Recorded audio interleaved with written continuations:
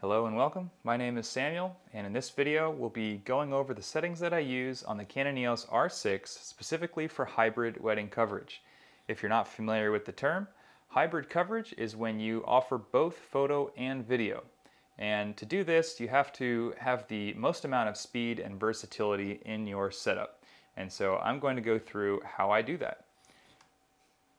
So you'll notice here that we are in custom shooting mode 3, and then just to the bottom right of that there's an FV, and that's for the camera's flexible priority mode, or FV, or flexible variable.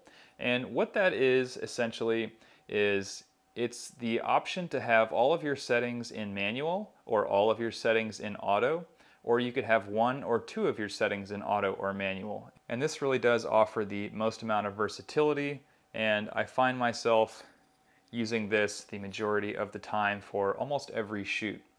Now, another reason that I use custom shooting mode 3 is because on the top mode selection dial, custom shooting mode 3 and the movie mode are right next to each other, as opposed to using something like aperture priority or even flexible priority where it is designated on the dial itself. It's two selections away from the movie mode, whereas C3 is literally right next to it. And so it's very tactile, and you can pretty much guarantee being able to accurately switch to it, as opposed to having more than one where there is a much larger margin for error.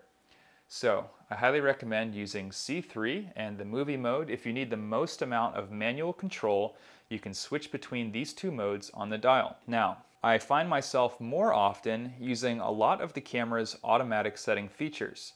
And so what I'm able to do, instead of switching the mode dial and going into the manual movie mode, what I'll do is I'll simply press the record button while I'm in the stills C3 shooting mode.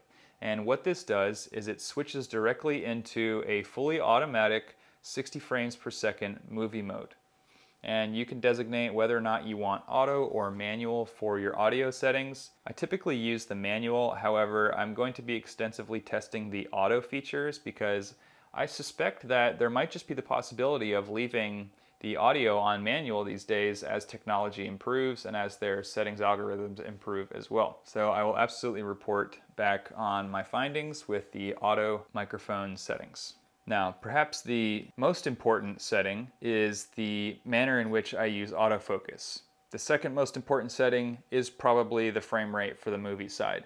Everything that I do with the wedding videos, almost everything is slowed down by 40%. So I shoot in 60 frames and then I bring it into a 24 frames per second timeline.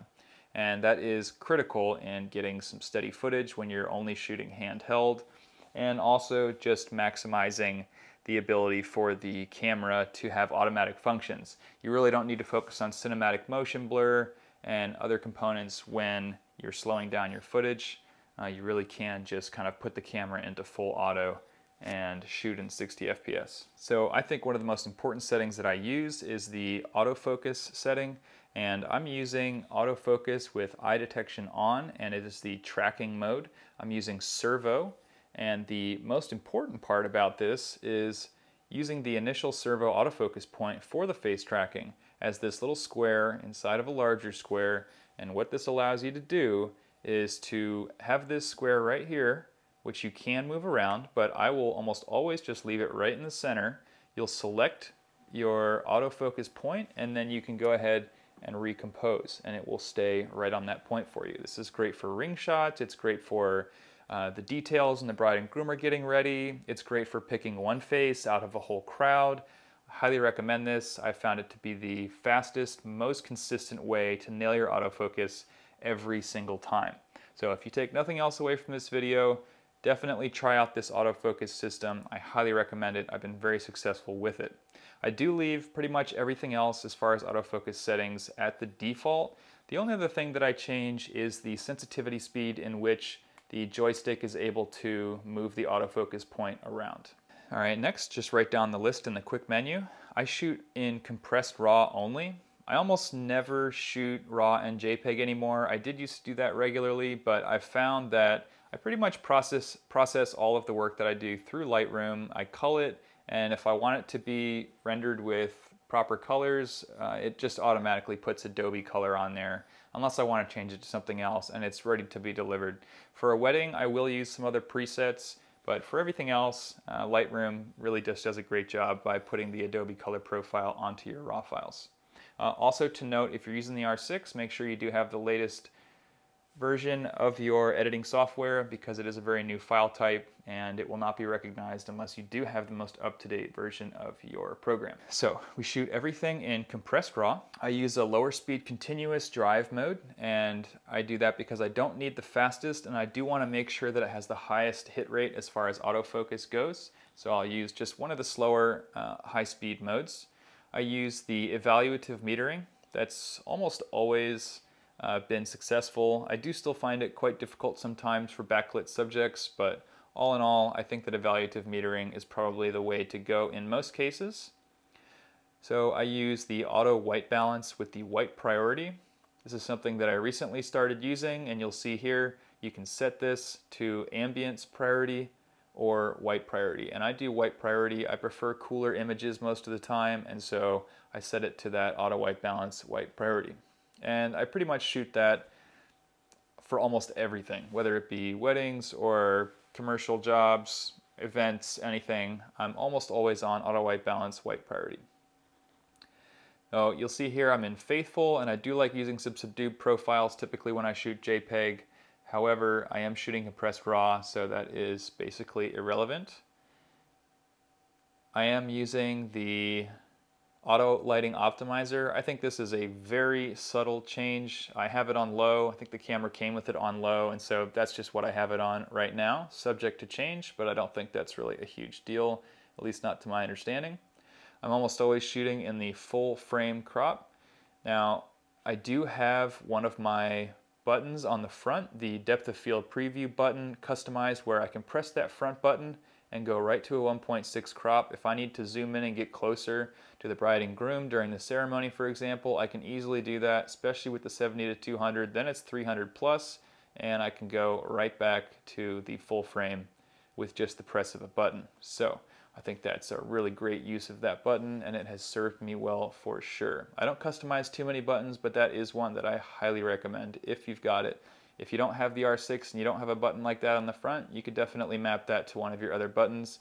I rarely use the auto exposure lock or the autofocus buttons back here, so those will also end up being mapped to something else in the near future, I'm sure. All right, moving right along, we'll jump into the menus. I do find myself using the digital image stabilization often. I will say, however, I've had some issues when I'm zoomed in on a subject and they're making jerky motions, like with their limbs or their hands or their head or their body in general. Let's say they're dancing, for example.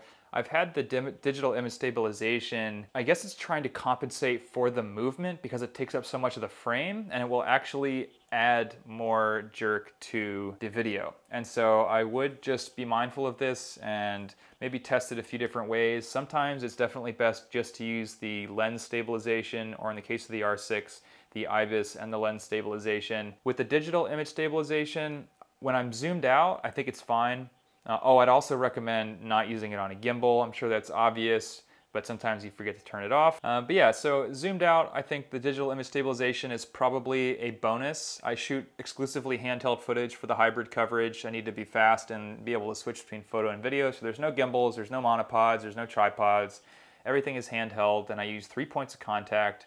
I've got a strap, and then I've usually got my arms tucked into my body. So I try and keep everything as steady as possible. Be mindful of the digital stabilization because it does have some strange effects, at least when you are zoomed in on your subject and your subject is taking up a good portion of the frame. It will try to compensate for movements that they are making, not just the camera, and it can really have some adverse effects. Image review, I keep this off because it slows me down. If I want to see an image, boom, playback, there's the image, and it's as simple as that.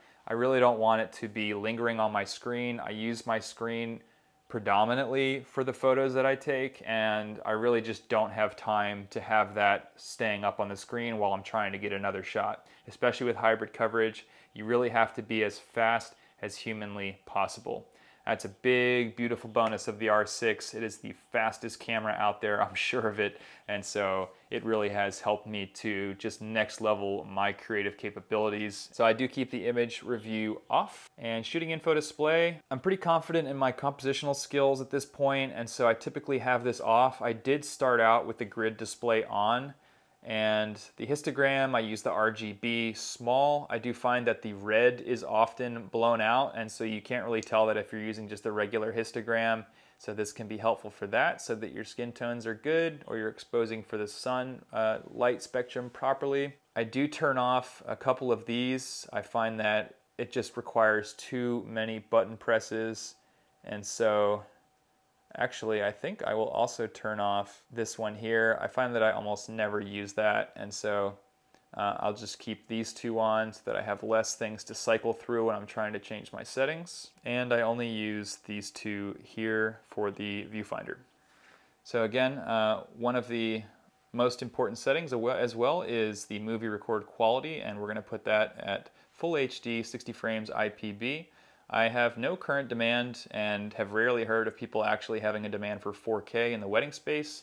I do think that as you get higher up into the wedding clientele tiers, that this may be in more demand, but I am aware of most professionals just using 1080p. I appreciate that for sure. It definitely speeds up my workflow, and again, the clients are typically more than happy with 1080p, especially the 1080p coming out of these newer cameras these days. You know, especially the Canon cameras. I know they just look great. The R6, the EOS R, even the RP really are just gorgeous 1080p cameras. So I am using IPB. I really love the simplicity of the R6. I think the R5 is great, but the R6 just has like all of the core features, the new autofocus, the IBIS, the dual card slots, the new layout with the buttons, and it's just very streamlined, and I really appreciate that. You know, there's nothing you don't need, and it's you go to the shooting modes, and look, there's 6. I mean, that's a beautiful thing. As opposed to having 20 different modes, this just makes it so easy, and I'm sure 99% of the time IPB is more than enough for your job. So I really do appreciate how simplified the R6 is. It really is the perfect camera for me. Again, sound recording, I typically use manual when it comes to actual paid jobs, but I am going to be experimenting with auto with a variety of microphones, specifically the Rode Wireless Go and the Rode Video Micro. This is another setting that I think is important to note. As you get into reception time or the sun is setting, I've chosen to keep the automatic slow shutter on so that the movies will be properly exposed. Now, if you want smooth subject movement, you can switch it to auto slow shutter off. However, I think for the most part, when you're slowing down the footage like I am, and it's just going to be a couple seconds and then switch to the next clip, you really don't need to concern yourself very much with smooth subject movement. So I'm almost always using the record brighter movies when dark. Pretty much everything is the same as the way it came with the autofocus settings. The most important thing to note is that I do change the initial point. Instead of it being on auto, it is using one of these center point squares, which you can move around, but I almost always just leave it in the middle, aim it at whatever I need to, half press the shutter, and then recompose. It is very fast and it is very consistent. I don't currently use any of the playback features really. I think that this can next level a lot of the workflow, especially if you want to deliver something immediately, same day, even just as you shoot, being able to deliver or show a client an edited photo right when you're taking it. Now, I do think that the photos that come out without any editing at all, just being able to show, you know, a playback for the client is so powerful. Almost every time the client just has a wonderful reaction to seeing their photos and to see how beautiful it looks, and it really inspires them. It makes them very confident, and it just adds to the emotional peak of the day. And I think that is a very powerful strategy.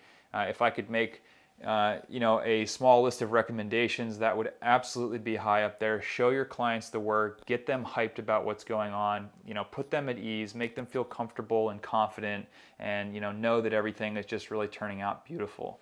So definitely recommend sharing your work with your clients in real time.